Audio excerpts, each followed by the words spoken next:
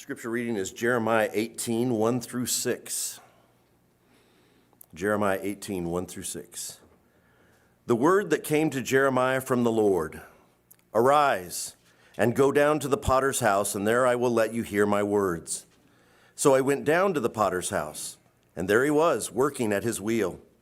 And the vessel he was making of clay was spoiled in the potter's hand, and he reworked it into another vessel, as it seemed good to the potter to do. Then the word of the Lord came to me, O house of Israel, can I not do with you as this potter has done, declares the Lord? Behold, like the clay in the potter's hand, so are you in my hand, O house of Israel. Zane, preach the word.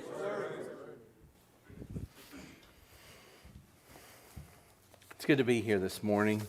We are continuing our series about men of God, and today we're going to talk about honor. And I struggled a little bit with what does honor look like? How do we get to honor? And thanks Tim for the I never thought of that song as that, but yes, it fits. So my question to you this morning is, what do you stand for? If someone were to look at your life and they were to see you, what would they see? What do we stand for as men? There's a saying that goes along with Superman. Truth, justice, and the American way. And we know that Superman stood for truth, justice, and the American way. Today it says truth, justice, and a better tomorrow. Guess the American way is not quite so popular anymore. But what does he stand for? Have you ever seen the Maltese cross? The Maltese cross stands for a group of people who held in high honor the giving and the sharing and the protecting, even to the point where now it's become the symbol for fire and rescue, because it holds the value of aiding those who are in need. It holds the value of piety and of faith and of courage. Here's another one. The Congressional Medal of Honor. It's a symbol of our nation's highest medal that can be given through Congress and the President, which stands as the gallantry and intrepidity risk of life above all else to the call of duty. People sacrifice for others in wartime and receive a Medal of Honor. But the one that really struck me as I began to put this together is this one.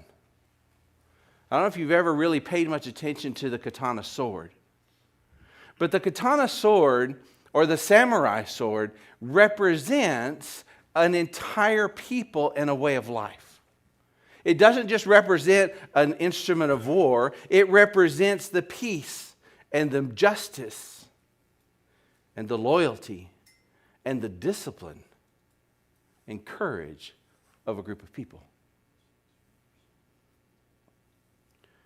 So how is it that one instrument can represent so much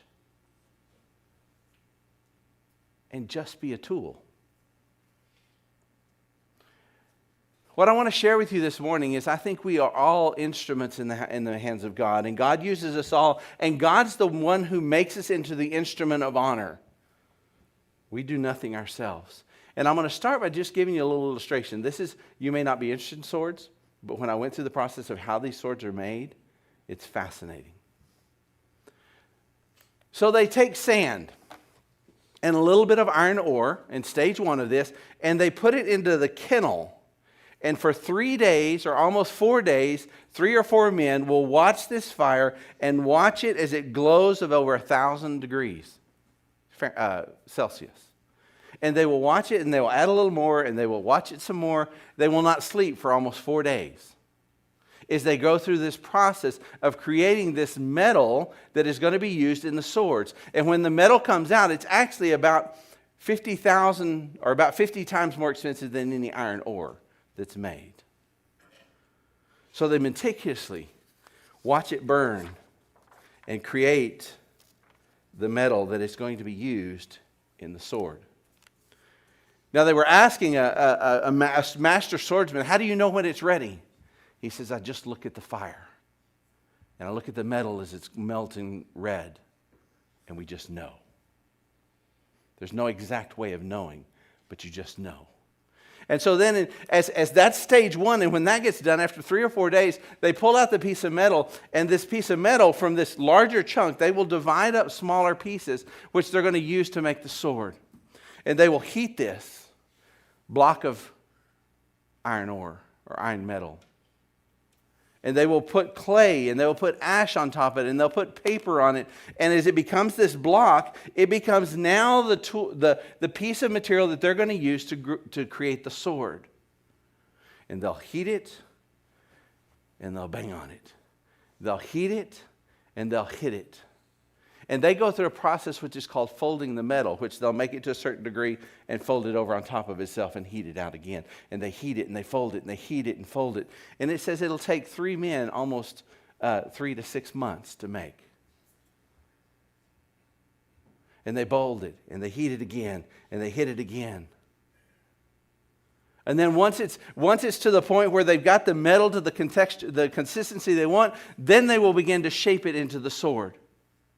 And they shape it out into the sword. And when they get to that stage of shaping it into the sword, they will take clay and ash. And if you've ever seen a katana sword, it has the ridges and the lines that are in it. Well, that's because the sword designer, as he's making that, is putting those marks on it with that clay and ash. Thicker on top, thinner on the bottom. And as he continues to go through that process and it's got its shape, then they will stick it back into the furnace and heat it over 800 degrees until it's glowing red, which only the master sword maker knows what red it has to be. And then they'll take it out and they'll quench it in water. And when they quench it in water, it tensions on that metal and it creates that curve that they've always seen. So heat and water, pounding, makes the sword. And then it was fascinating to me as I watched them, is then they polish it and sharpen it. So another master swordsman takes it and he creates the final touch of what the katana sword is all about. And that's where it says that he is through different stones, and it takes him 3 to 4 months to do this, working 6 days a week, and he'll use different stones to get the polish, to get the shine, to bring out the individual texture of each sword. And they sharpen it in the process. And so a process that takes sand, iron ore, and turns it into a representation of a culture is a long, drawn-out process done by master sword makers. So as you look at the process of what we're talking about today, how is that transformational process from sand to sword? We see that God calls us and wants us to be a part of that process, but are we willing to go through the process of heating, refining, pain, isolation, polishing, buffering before we're ready?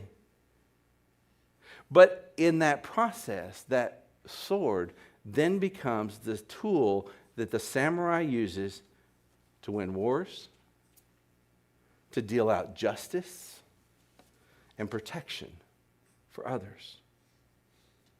So we as the spiritual battle, as God has molded us and makes us into men of honor, do we want to go through the forging process? And are we, once going through that forging process, are we there to win wars, to deal out justice and provide protection? I looked in the biblical text to see if there was a place that it really talked about this forging of iron. And other than, a culture being forgers of iron, there's not a whole lot. But then we come across Jeremiah 18. And he uses the imagery of a claysmith or a forger of clay. And he takes the clay and he builds it into what he wants it to be. And if it doesn't work right, he breaks it down and builds it again. And then he says that like clay in the hands of a potter, so are you in my hands. So we see that forging or claying, building out of clay, is the same process. Is the same process that God's going to use in our life. And when God, through that process, God takes people, God takes men, God takes us and transforms us into these tools that are useful in His kingdom that stand for something. And so this morning, I want us to look briefly at the life of Moses, because I don't think there's a better example of how God molds someone than Moses.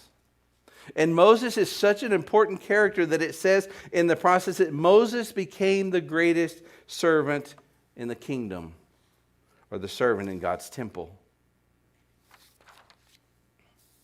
That's what it says in Hebrews about Moses. And we know Jesus is greater than Moses. So the life of Moses stands as a way of God turns men into men of honor.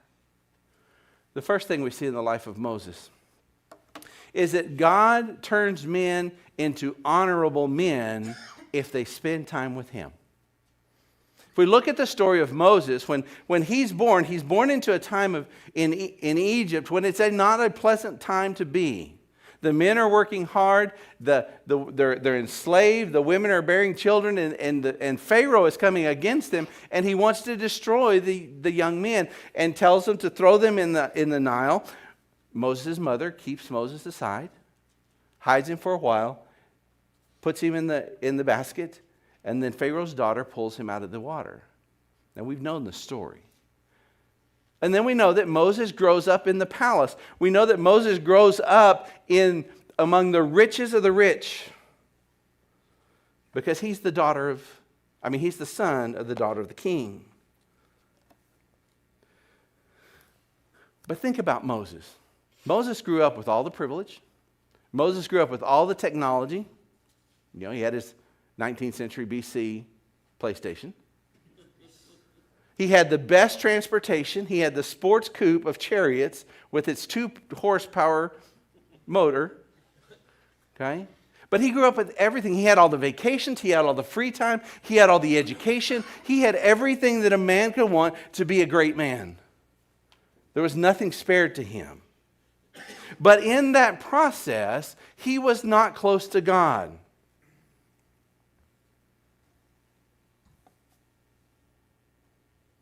Because God had to take him to the desert to mold him the way He needed to mold him. When he was in Egypt, with all the greatness of the king of Egypt. He could not stand as a powerful tool of God because he did not know God's molding and God's changing and God's time with him. So He sends him off into the desert for 40 years. Isn't that amazing how we have to spend time alone with God to be molded into His likeness? All of God's greats spend alone time with God because that's where God works on us. Look at David, Elijah, Jesus, the Son of God. Where did He spend His time? Alone with God to be transformed into the likeness of the tool of honor that He needed. Now, there is one thing, that God will not compete with our busyness. God will not compete with the things going on in our lives. God will not compete with the distractions of our lives. And so what He needs to be able to do in taking us to work with us as the potter works with the clay, or as the swordsmith works with the iron, He begins to spend time pounding and working and changing. Just like the swordsmith. Now, what's interesting is there are a number of katana swords out there that are really not katana swords. There are a number of swords that now, because of modern technology, they can produce the sword in a very short period of time. And they can produce it, they can build it, they can make it look like a katana, but because of the shortness of time, it's not even defined as a katana, it's just a sword, or a Japanese sword.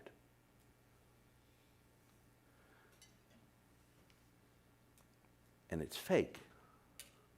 So when we become men of honor, there is time. There is alone time with God. It's not a fast process. And that's where God takes us in that process. The second thing we see in the life of Moses is that Moses was molded by God. You know, we look at Moses when he's in Egypt. I imagine him growing up for years, people saying, well, you're the savior, you're the one they saved, you're the chosen one, you're the one who needs to liberate Egypt, or liberate us from Egypt. And he gets this big head about him. He's the one who does that. He's the one who's going to do that. And as a matter of fact, we know in the story he tried. He tried to protect a fellow Hebrew, killing an Egyptian. And then he tried to get Hebrews to stop fighting, and then they challenged him. And in that process, he's run to the desert, but in the process that God needs him to be in the desert, he spends 40 years letting God mold him in the desert to be who he needs to be. He was not ready to be the tool of honor for God when he was 40 because he was too proud and too great in his own eyes. But by the time he's 80, and having spent 40 years shepherding sheep, 40 years in the desert alone with the Lord, 40 years of being molded, it says that now the man of Moses was very meek, more than all who served, who were more than all on the face of the earth, is what Numbers 12 says. A man who was powerful and mighty in Egypt becomes the meekest, servant-oriented man on the earth. Who did that in Moses' life? That was God as he was in that kingdom. What's amazing is we look at this idea of becoming men of honor. Just like Moses, his meekness and his humility honored God more than his power and strength. The next thing we see in the life of Moses is, I believe, that God broke Moses. And I say that not in the sense that he broke him down to where he was nothing, but God, in the process with Moses, he takes away every one of his excuses that keeps him from being who he needs to be in the kingdom. If you go in chapter 3, in Exodus chapter 3, we begin to see as Moses grows near to the burning bush, we see this interaction between him and God. And we see these excuses that Moses throws at him. And we see the first excuse in verse 11 of chapter 3, and it says, "Who am I that I should go?" Let me put that into our vernacular. I'm inadequate. And God says, "No, you're not. I'll go with you. I will be with you." So we are made adequate because of God. The second one we see as you go down a little bit further in verse 13, he says, "I don't know who your name, I don't know what will I say about your name. Who are you?" Basically saying, I don't have enough knowledge. You ever heard that excuse before? I don't know enough. And God gives him the name of God. It says, I am who I am. So the people will follow you because of who I am, not because who you are, Moses. Not because you know enough, not because you are smart enough. They will follow you because of who I am, not you. The third excuse that he comes to is one that I think that I struggled with many times. When I talk to them, what if they don't believe me? You ever heard the excuse? What if I'm not convincing enough? What if I don't have the right words to say? And God says, I got you, Moses. And the Lord appeared, and the Lord was with him, and the Lord was the voice that he used. And then the fourth one, the fourth excuse, he says, but I'm not a good speaker. You ever use the excuse? Well, I'm just not really good preacher. I'm not a real good minister. I'm not eloquent enough to do what God calls me to do. And God takes away that excuse. And the last one, Moses finally says, God, I just don't want to go. Don't make me go. And God says, you're going to go. And I'm going to send Aaron with you, and you're going to go, and you're going to do what I ask you to do, and you don't have any more excuses. So what we see in the life of Moses and God breaking Moses down is that God took away every excuse that he had to not do what God called him to do. God gave him the words. God gave him the message. God gave him the power to speak. And God said, you don't get much of a choice because now you're my instrument. So breaking Moses down was basically taking away his ability to say no and getting to the point where he could submit to God. The fourth thing that we see in the life of Moses is that God put Moses to work. It's really interesting that if you see in the life of Moses, he goes to the desert, he's molded by God, then he's sent off to Egypt, and when he gets to Egypt, he has the 10 plagues, and then he frees the whole country, and they go into the desert, then he crosses the Red Sea, then he ends up providing food for them, he provides water for them, he fights battles for them.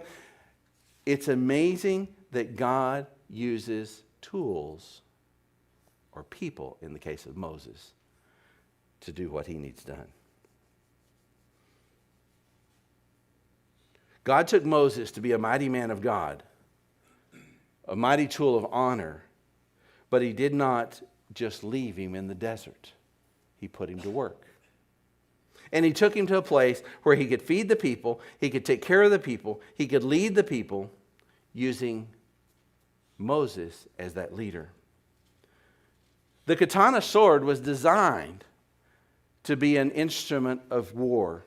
It was designed to be an instrument of justice, and it was designed to provide those things and that protection for those people. But what good was the katana sword if it was on a shelf? What good is the sword that is designed to represent a way of life if it stays on the shelf? Mighty men of honor, what good are we if we don't go to work in the kingdom? Are we being used by God in the kingdom?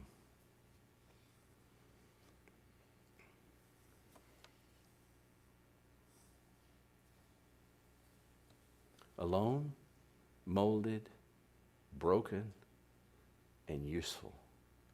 That's the process that God went through with Moses, and I believe that's the process that God goes through with each one of us.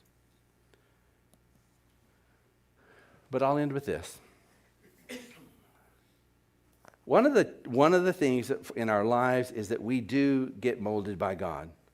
But when God puts us to use, we can choose not to be used. We can choose not to go down that path.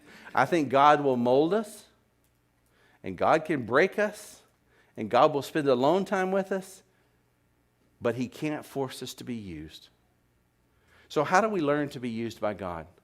Here's just 4 things you can do. As you go into this process of being a mighty man of God and a man of honor to God that represents who God is and represents the faith that you stand for and represents the church that you are part of and represents the kingdom that you thrive in, here's 4 things that you can do. The first one is be men of honor, or honor God. Proverbs 3 verse 9 says, honor the Lord with your wealth and with the first fruits of all the produce. The first thing is we go through this process of being men of honor, we have to learn that our honoring God comes before anything else in our lives. Before we can be men of honor horizontally, we have to learn to be men of honor vertically, which means we give our things to the Lord.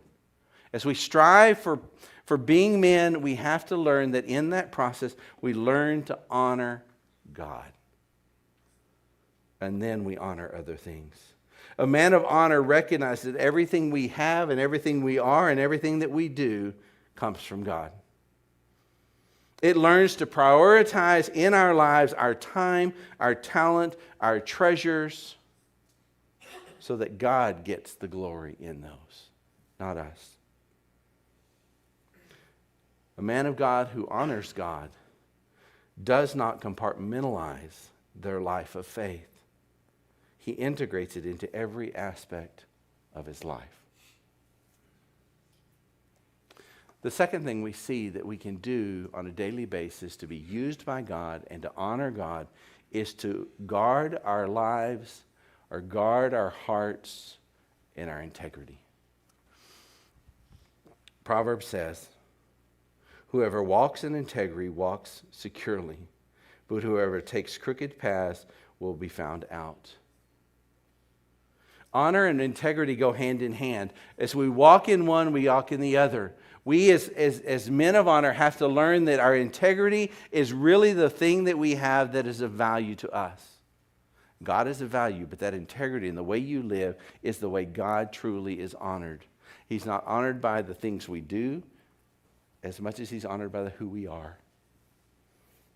Integrity means that we are the same person in private and in public.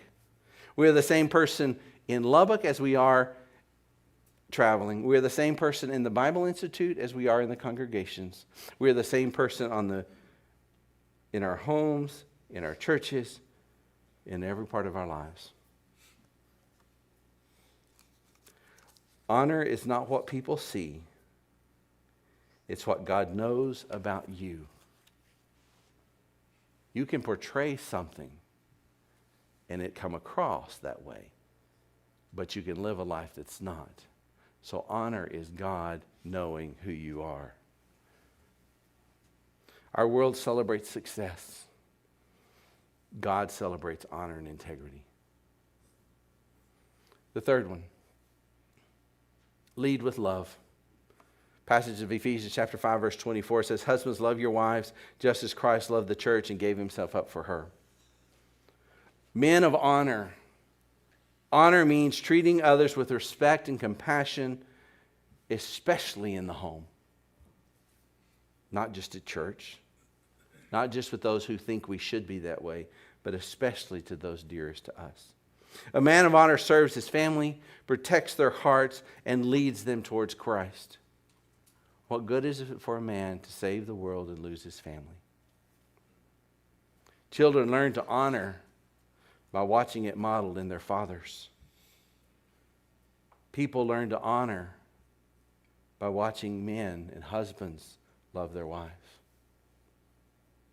People learn to honor as they watch men of honor give honor to others. Here's a quote. You can lead someone spiritually if you're not, you cannot lead someone spiritually, if you're not walking spiritually yourself. And the fourth one is that we need to learn to stand firm in our temptations. 1 Corinthians 16:13 says, be watchful, stand firm in the faith, and act like men. Be strong. Honor is proven not when life is easy, but when it's hard. Honor is proven when we stand firm in difficulty. A man of honor does not run from his responsibilities, but he runs to God for strength. A storm reveals what is anchored deep inside, and men of honor are anchored in the Lord. So 4 things that we can do as men of honor. Mighty men of God are forged by God's hand, by being alone and spending time with him, by being molded by him, by being broken by him, because he takes away our excuses. But don't be a fake man of honor and sit on the shelf. Get to work.